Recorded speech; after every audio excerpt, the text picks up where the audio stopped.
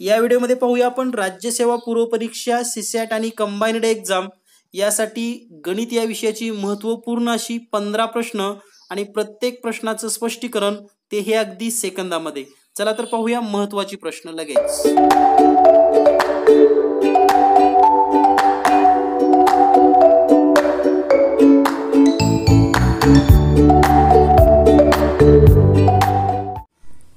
नमस्कार मित्रांनो, या व्हिडिओमध्ये पाहूया आपण एमपीएससी सीसॅट आणि कंबाइन्ड एक्झाम या दोन्ही परीक्षेमध्ये गणित या विषयाची महत्त्वाची प्रश्न, त्याचबरोबर कोणते प्रश्न असू शकतात आणि कोणत्या प्रश्नावर आपण लक्ष दिलं पाहिजे याबद्दलची सविस्तर माहिती। हा आहे आपला पार्ट 3। यापूर्वी आपण पार्ट 2 आणि 1 यामध्ये 15 आणि 15 म्हणजे टोटल 30 प्रश्न स्पष्टीकरण सह दिलेले आहेत। या भागामध्ये म्हणजेच पार्ट 3 मध्ये आपण आणखी 15 प्रश्न पाहणार आहोत। तर आपण पाहत आहात जीनियस मॅथ चॅनल सोबत राहा आणि आपलं गणित परफेक्ट करा। चला तर पाहूया पहिला प्रश्न। सर्व विद्यार्थ्यांच्या मागणीनुसार किंवा सर्व विद्यार्थ्यांच्या विनंतीवरून आपण या ठिकाणी प्रत्येक प्रश्नाचं स्पष्टीकरण लगेच याच ठिकाणी देण्याचं ठरवलेलं आहे। तर या ठिकाणी पहिला प्रश्न आहे, जर m अधिक 1/m बरोबर 6 असेल तर m वर्ग अधिक m घन अधिक 1/m घन बरोबर किती असेल। तर या ठिकाणी पहा, आपल्याला m प्लस 1/m बरोबर 6 दिलेला आहे आणि आपल्याला शोधायचं आहे m घन अधिक 1/m घन ची किंमत। तर या ठिकाणी तुम्हाला उत्तर मे बी माहित असेल किंवा तुम्ही सोडवला पण असेल हा प्रश्न। या ठिकाणी 4 पर्याय दिलेले आहेत। पहिलं उत्तर आहे 38, दुसरं 34, 216 आणि 198। तर हा प्रश्न नेमका कसा सोडवायचा हे आपण पाहूया। तर आपल्याला जी किंमत दिलेली आहे ती आहे m अधिक 1/m बरोबर 6।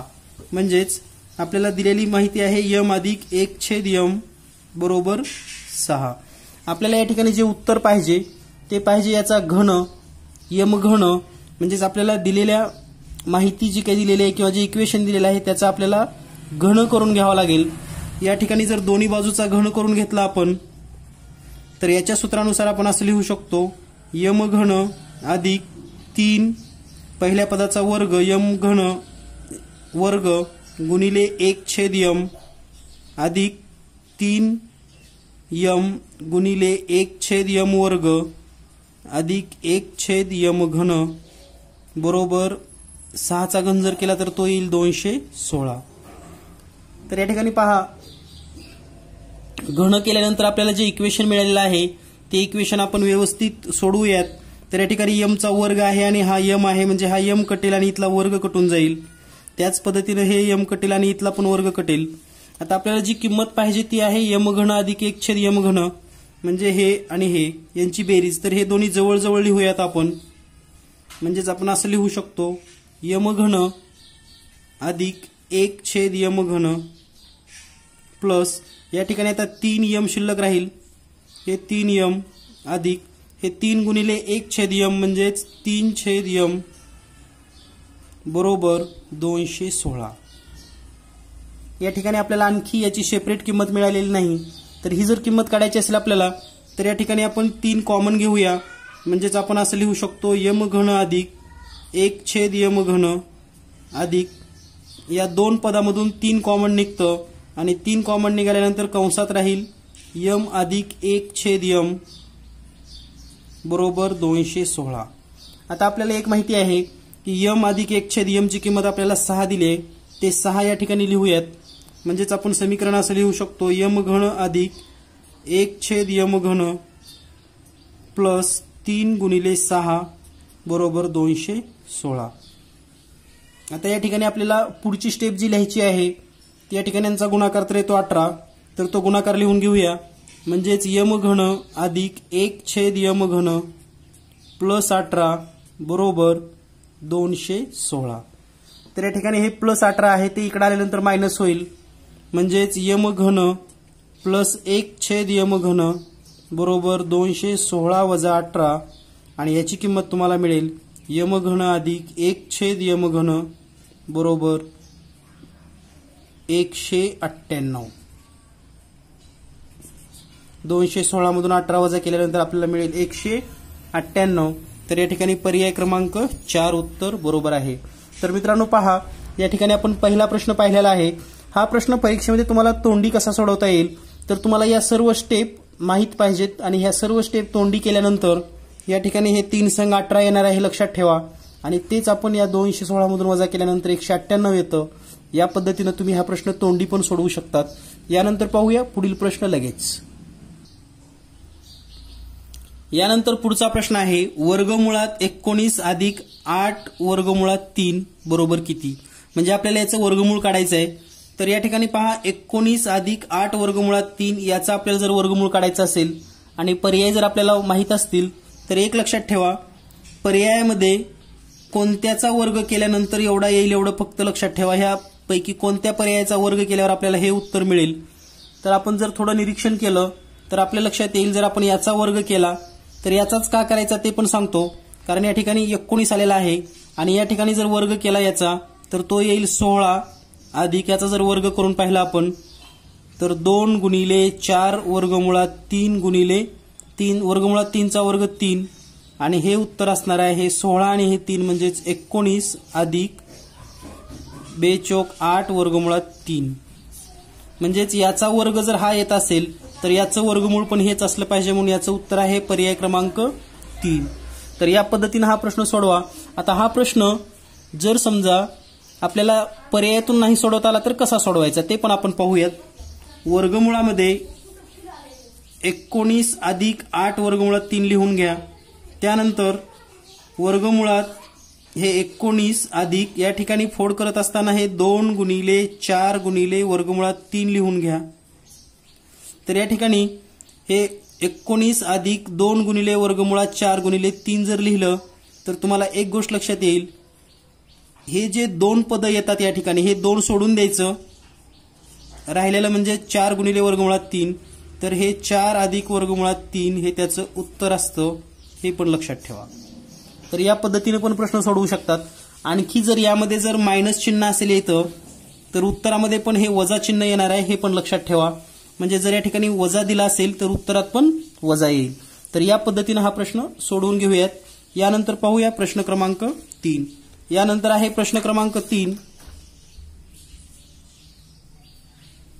4 पुरुष व 5 स्त्रिया यांच्यामधून 2 पुरुष व 2 स्त्री असणारी एक समिती निवडायची संभाव्यता किती. तर या ठिकाणी पहा 4 पुरुष आणि 5 स्त्रिया यांच्यातून 2 पुरुष आणि 2 स्त्रिया निवडायची समिती किती. तर याच्या ठिकाणी एक समिती निवडल्यानंतर संभाव्यता किती येईल. सुरुवातीला आपण पाहूया 4 पुरुष आणि 5 एकूण टोटल 9 व्यक्ती आहेत. तर 9 पैकी कोणतेही 4 घेतले एनी 4 मग ते स्त्री असतील किंवा पुरुष असतील तर टोटल समिती किती तयार होतात. तर 9C4 हे जर आपण सोडवलं तर आपल्या लक्षात येईल हे आता या ठिकाणी 4 आहे म्हणजे 9 उतरत्या क्रमाने 4 वेळेस लिहायचं म्हणजे 9 गुणिले 8 गुणिले 7 गुणिले 6 आणि छेदामध्ये लिहा 4 गुणिले 3 गुणिले 2 गुणिले 1. तर या ठिकाणी पहा 2 1 2 2 त्रिक 6 3 1 3 3 1 3 त्यानंतर 4 1 4 4 2 8 म्हणजे एकूण समित्या होतील या ठिकाणी 9 गुणिले 2 गुणिले 7. तर हे लक्षात ठेवा 9 गुणिले 2 गुणिले 7 इतक्या समित्या होतात. हा गुणाकार पण तुम्ही करू शकतात. गुणाकार करायचा असला तरी गुणाकार करा, नाही केला तरी आपल्याला हे पुन्हा आणखी उपयोग येणार आहे त्यामुळे हे असंच ठेवूयात. यानंतर पाहूया आपल्याला 4 पुरुषातून 2 पुरुष आणि 5 स्त्रियातून 2 स्त्रिया. तर त्यासाठी समीकरण असं लिहावं लागेल 4C2 गुणिले 5C2 हे जर सोडवलं तर 4 उतरत्या क्रमानं 2 म्हणजे 4 गुणिले 3 आणि छेदामध्ये 2 गुणिले 1 गुणिले 5 गुणिले 4 आणि छेदामध्ये 2 गुणिले 1 हे जर सोडवलं तर 2 1 2 2 2 4 2 1 2 2 2 4 म्हणजे या ठिकाणी 3 2 6 गुणिले 5 आणि 2चा जर गुणाकार केला तर हा येईल 5 2 10. तर 2 पुरुष आणि 2 स्त्रिया असलेल्या इतक्या समित्या तयार होतील आणि टोटल समित्या इतक्या तयार होतील. याची जर संभाव्यता काढायची असेल आपल्याला संभाव्यता तर किती समित्या तयार झाल्या 6 गुणिले 10 एकूण किती होणं अपेक्षित आहे 9 गुणिले 2 गुणिले 7. तर या ठिकाणी हा भागाकार करून घेऊया आपण. म्हणून तुम्हाला सांगितलं होतं की हा गुणाकार नाही केला तरी चालतो. तर या ठिकाणी पहा 2 1 2 2 5 10 त्यानंतर 3 त्रिक 9 3 दोन्ही 6, हे जर आपण सोडवलं तर 2 गुणिले 5 म्हणजेच 10 छेद 3 गुणिले 7 21, म्हणजे याचं उत्तर असेल 10/21 ही त्याची संभाव्यता असेल आणि पर्याय क्रमांक 3 उत्तर बरोबर असेल। तर या पद्धतीने हा प्रश्न पुन्हा एकदा तुम्ही पाहून घ्या, कारण यामधल्या स्टेप अतिशय महत्त्वाच्या आहेत आणि परीक्षेमध्ये यासारखा प्रश्न नक्की विचारला जाऊ शकतो। यानंतर पाहूया प्रश्न क्रमांक 4। प्रश्न क्रमांक 4 आहे, बहुभुज आकृतीच्या आंतरकोन व बाह्यकोन यांचे गुणोत्तर 3:1 असेल तर आकृतीस एकूण बाजू किती असतील। तर या ठिकाणी बहुभुज आकृती म्हणजे जसे की षटकोन असेल, पंचकोन असेल, त्याचबरोबर अष्टकोन असेल, तर याला बहुभुज आकृती आपण म्हणतो। तर या ठिकाणी हा प्रश्न सोडवत असताना त्यांचं गुणोत्तर जे दिलेलं आहे आंतरकोन व बाह्यकोन, तर सुरुवातीला आपण त्यांच्या कोणाची मापं काढून घेऊयात। तर जर समजा आंतरकोन 3x असेल तर बाह्यकोन असेल 1x आणि या दोन्हीची बेरीज असते 180। लक्षात ठेवा, कोणत्याही बहुभुज आकृतीमध्ये बाह्यकोन आणि आंतरकोनाची बेरीज असते 180। या ठिकाणी हे 3x आणि हे x म्हणजे 4x बरोबर 180 म्हणजेच x बरोबर 45 अंश। तर या ठिकाणी बाह्यकोन दिलेला आहे आपल्याला 1 अंश म्हणजेच बाह्यकोनाचं माप बरोबर 1x बरोबर 45 अंश। तर आता आपल्याला बाह्यकोनाचं माप मिळालेलं आहे। बाह्यकोनाचं माप माहित झाल्यानंतरच आपण बाजू काढू शकतो, कारण त्याचं सूत्र असं आहे, बाजू बरोबर 360 छेदामध्ये बाह्यकोन किंवा बाह्यकोनाचं माप, म्हणजेच हे आपण असं लिहू शकतो 360/45। हा भागाकार केल्यानंतर तुम्हाला भागाकार मिळेल 8, म्हणजेच एकूण ज्या बाजू असणार आहेत या बहुभुज आकृतीस 8 बाजू असतील, म्हणून याचं उत्तर असेल पर्याय क्रमांक 3। यानंतर पाहूया प्रश्न क्रमांक 5। तर या ठिकाणी प्रश्न क्रमांक 5 आहे आपला, 36 किलोमीटर वेगाने धावणारी रेल्वे त्याच्या विरुद्ध दिशेने 18 किलोमीटर धावणाऱ्या धावपट्टूस 12 सेकंदात ओलांडून जाते, तर रेल्वेची लांबी किती मीटर असेल। तर रेल्वेवर एक प्रश्न नक्की परीक्षेमध्ये असतो। तर या ठिकाणी पहा, एक रेल्वे आहे, समजा ही रेल्वे आहे,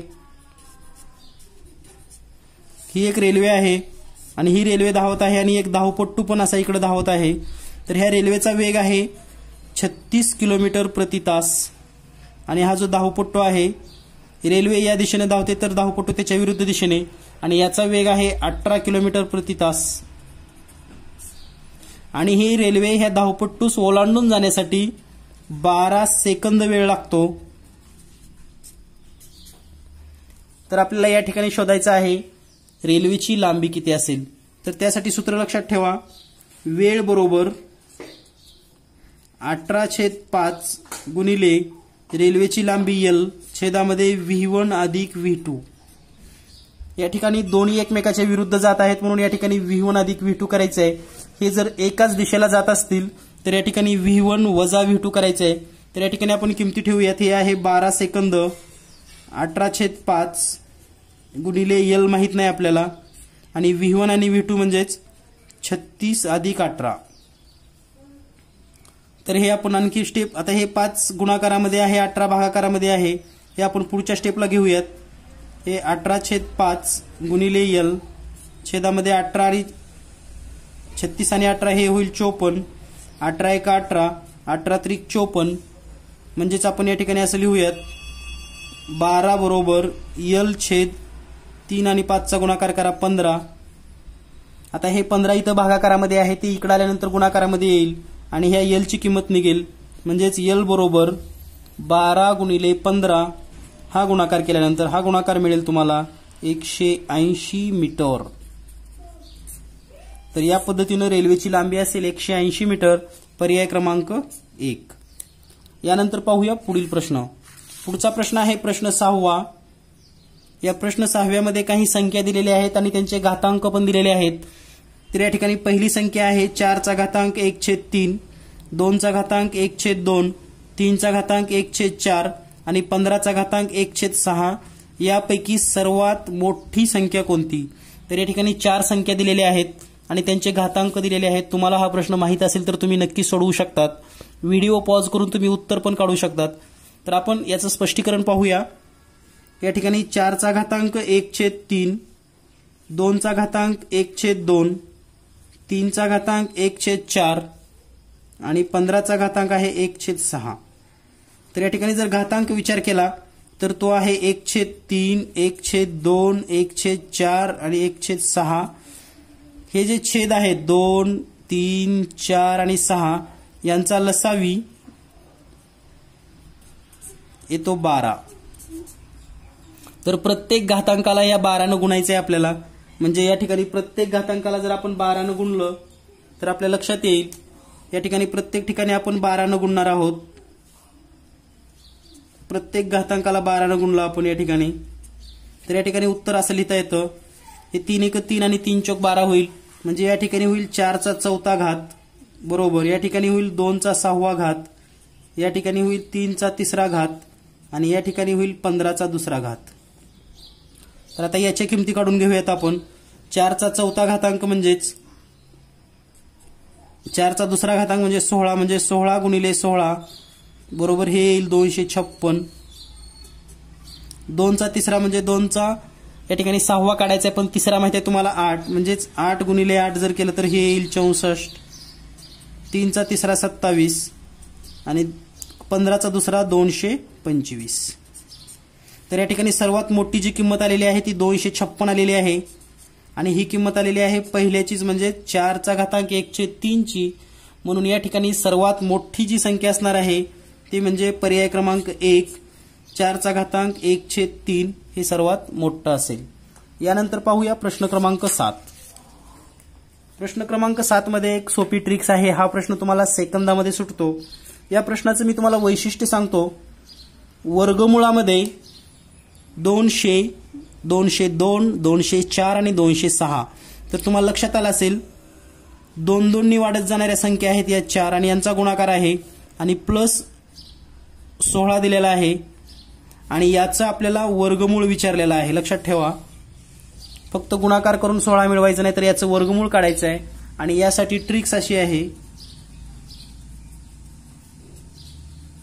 या ठिकाणची पहिली संख्या आणि शेवटची संख्या गुणाकारातली यांचा गुणाकार करून घेऊयात. म्हणजेच 200 × 206. हा गुणाकार करत असताना हे 2 शून्य जशाला तशी लिहूयात आणि 206ला जर 2 न गुणलं तर उत्तर येईल 412. तर हा गुणाकार आलेला आहे आणि या गुणाकारामध्ये या ठिकाणी 16 दिलेला आहे म्हणून याचं वर्गमूळ 4 आपण या ठिकाणी प्लस करूयात आणि उत्तर येईल 41204. तर अगदी तोंडी तुम्ही हा प्रश्न सोडवू शकतात. या ठिकाणी पर्याय क्रमांक 3 उत्तर बरोबर आहे 41204. तर हे लक्षात ठेवा ट्रिक्स. यानंतर पाहूया प्रश्न क्रमांक 8. प्रश्न क्रमांक 8 मध्ये पण एक ट्रिक्स आहे. यामध्ये पण वर्गमुळामध्ये 100 × 101 × 102 × 103 अधिक 1 दिलेला आहे. तर या ठिकाणी क्रमवार संख्या आहेत. या ठिकाणी पण तीच ट्रिक्स आपल्याला वापरायची आहे.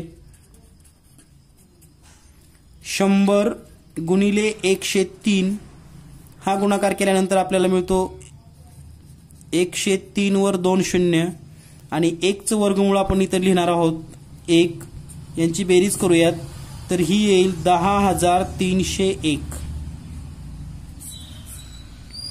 तर या ठिकाणी 10,301 पर्याय क्रमांक 1 उत्तर बरोबर असेल. तर हे दोन्ही ट्रिक्स लक्षात ठेवा. यासारखे प्रश्न नक्कीच परीक्षेमध्ये विचारले जाऊ शकतात. यानंतर पाहूया एमपीएससी अभ्यास करणारे काही विद्यार्थ्यांनी 2-1 गणित पुस्तक, 3-1 विज्ञान पुस्तक, 4-1 इतिहास पुस्तक, 5-1 भूगोल पुस्तक, 6-1 राज्यशास्त्र पुस्तक असे एकूण 87 पुस्तकं खरेदी केलेली आहेत. तर एकूण विद्यार्थी किती असतील असा प्रश्न विचारलेला आहे. तर या ठिकाणी हा प्रश्न सोडवत असताना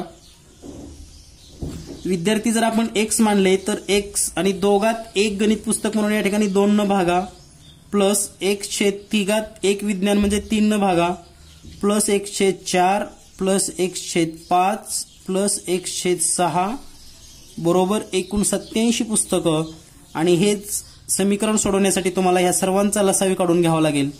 या सर्वांचा जर लसावी काढला तर लसावी येतो 2, 3, 4, 5 आणि 6चा लसावी येतो 60। तर या ठिकाणी छेद 60 करण्यासाठी इथं 30 न गुणावं लागेल, म्हणजे हे होईल 30x अधिक या ठिकाणी येईल 60। या ठिकाणी 20 न गुणावं लागेल, म्हणजे हे होईल 20x छेदामध्ये 60। या ठिकाणी 15 न गुणावं लागेल, म्हणजे 15x छेद 60। या ठिकाणी आपल्याला 12 न गुणावं लागेल, म्हणजे 12x छेद 60।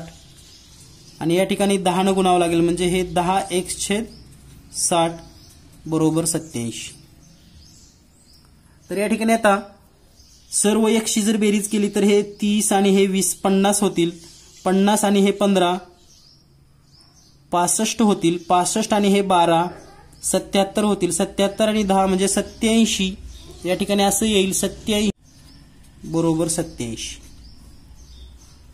तर आपल्याला जर आता 87ची जर किंमत काढायची असेल, म्हणजेच x ची किंमत काढायची असेल तर x बरोबर हे 60 इथं गुणाकारातला म्हणजे भागाकारातलं इकडे गुणाकारामध्ये येईल, म्हणजे 87 गुणिले 60 होईल आणि छेदामध्ये 87 येईल। 87 कटलं आणि उत्तर राहिलं फक्त हे 60। तर या ठिकाणी 60 विद्यार्थी असतील, पर्याय क्रमांक 2 उत्तर हे बरोबर असेल। तर या पद्धतीनं एमपीएससीला यापूर्वीही प्रश्न विचारला होता, तर कंबाईन आणि सीसॅट मध्ये यासारखे प्रश्न नक्कीच विचारले जाऊ शकतात। यानंतर पाहूया पुढचा प्रश्न। पुढचा प्रश्न आहे, तास काटा 3 ते 4च्या दरम्यान असेल, म्हणजे तास काटा हा 3 ते 4च्या दरम्यान असेल तर तास व मिनिट काटा एकमेकाच्या विरुद्ध सरळ रेषेत असण्यासाठी घड्याळात किती वाजले असतील। तर हा प्रश्न या ठिकाणी आकृतीसह मी तुम्हाला सांगतो। समजा हे घड्याळ आहे, हे 12, 3, 6, 9। या ठिकाणी 4 काढूयात आपण, 5, त्यानंतर या ठिकाणी 10 आणि 11। जेवढं आवश्यक आहे तेवढं आपण काढून घेतलेलं आहे। या ठिकाणी हा तास काटा, आता तास काटा 3 व 4च्या दरम्यान असेल आणि विरुद्ध दिशेला जर मिनिट काटा असेल तर मिनिट काटा या ठिकाणी येईल, म्हणजे तो 9 आणि 10च्या दरम्यान असेल, हे लक्षात ठेवा। तर या पद्धतीनेच हे सरळ रेषेमध्ये येतील। आता या ठिकाणी याचं सूत्र असं आहे, हा तास काटा आणि मिनिट काटा जर पुढे 9च्या पुढे असेल, म्हणजे या ठिकाणी 45 मिनिट तर कंपल्सरी आहेत। तर हे 45 मिनिट घेऊन आपल्याला हे गणित सोडवायचं आहे। तर हे 45 आणि ह्या 45ला गुणायचं आहे आपल्याला 12/11। हा गुणाकार जेवढा करचाल तेवढे आपल्याला मिनिट मिळणार आहेत। तर हे मिनिट काढूयात आपण, कारण 3 तर वाजलेले दिसतातच आपल्याला आणि पर्यायाचा विचार केला तर 3 वाजून 3 वाजून 3 वाजून 3 वाजून आपल्याला मिनिट आवश्यक आहेत। तर हे मिनिट काढण्यासाठी आपण 45 आणि 12चा गुणाकार करून 11 भागूयात। तर 12 जर 5ला गुणलं, 12 पंचे 60ला 0, ह्याच्याली 6, 12 चोक 48 आणि 6 540 आलं, छेदामध्ये 11। हा भागाकार करूयात आपण, 11 एका 11 आणि या ठिकाणी 54 आहे, म्हणजे 11 चोक 44। त्यानंतर 10 उरतील, म्हणजे 100 होईल आणि 11 9 99 1 उरेल, म्हणजेच 49.1/11 मिनिट। म्हणजे उत्तर असेल 3 वाजून 49.1/11 मिनिट। तर या ठिकाणी पर्याय क्रमांक 3 आपल्याला दिसतो, 3 वाजून 49.1/11 मिनिट। तर या पद्धतीचे सध्या प्रश्न परीक्षेमध्ये विचारले जाऊ शकतात। यानंतर पाहूया पुढील प्रश्न। पुढचा प्रश्न आहे, झाडाच्या शेंड्यावर बसलेल्या चिमणीकडे एक मुलगा, झाडाच्या शेंड्यावर बसलेल्या चिमणीकडे एक मुलगा पाहत असताना 30 अंशाचा उन्नत कोन तयार होतो। जर झाडाची उंची 8 मीटर असेल तर मुलगा झाडापासून किती अंतरावर असेल। तर या ठिकाणी याची जर आपण आकृती काढली, समजा एक झाड आहे,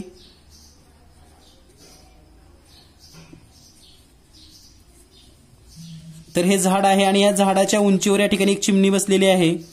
ही झाडाची उंची आपण सरळ जर अशी घेतली, ही जमिनीवर ही उंची आणि मुलगा या ठिकाणी उभा आहे असं समजूया। तर मुलाने जेव्हा या झाडाकडे पाहिलं असं, तेव्हा या ठिकाणी 30 अंशाचा कोन तयार झाला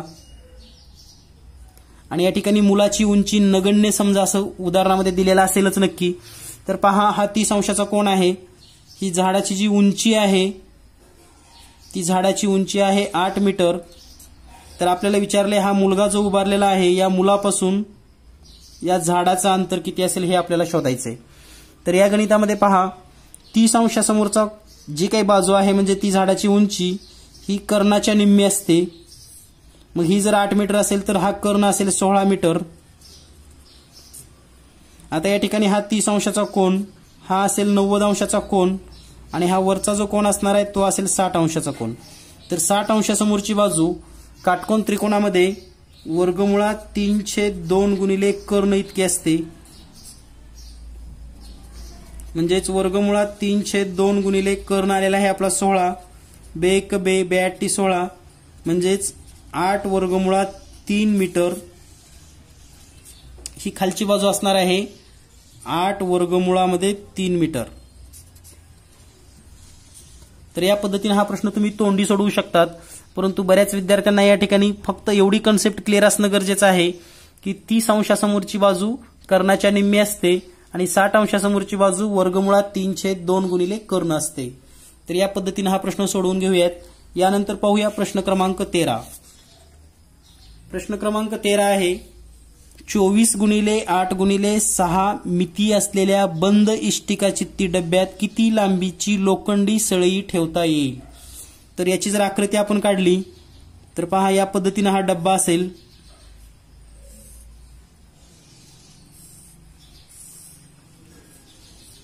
तर हा एक डब्बा आहे बंद डब्बा, त्याची लांबी आहे 24 मीटर, रुंदी आहे 8 मीटर आणि उंची आहे 6 मीटर। तर यामध्ये किती लांबीची सळई बसेल। आता या ठिकाणी जर सळईचा विचार केला तर या कोपऱ्यावरून या कोपऱ्यापर्यंत जी सळई असणार आहे एवढ्या लांबीची सळई याच्यामध्ये बसू शकते। आणि यासाठी एक छोटंसं सूत्र आहे, हे जर सूत्र तुम्ही लक्षात ठेवलात तर नक्कीच तुम्हाला हा प्रश्न सुटेल। वर्गमुळामध्ये या तिन्हीचा वर्ग करून बेरीज करायची, म्हणजेच 24चा वर्ग अधिक 8चा वर्ग अधिक 6चा वर्ग आणि याचं वर्गमूळ काढलं की आपल्याला उत्तर मिळेल। तर वर्गमुळामध्ये 24चा वर्ग 576, 8चा वर्ग 64 आणि 6चा वर्ग 36, या सर्वांची बेरीज करा 676 वर्गमुळात मिळेल आणि 676चं वर्गमूळ असेल 26। तर 26 एकक लांबीची सळई या डब्यामध्ये बसेल, याचा पर्याय असेल उत्तर क्रमांक 2 26 एकक। यानंतर पाहूया पुढील प्रश्न।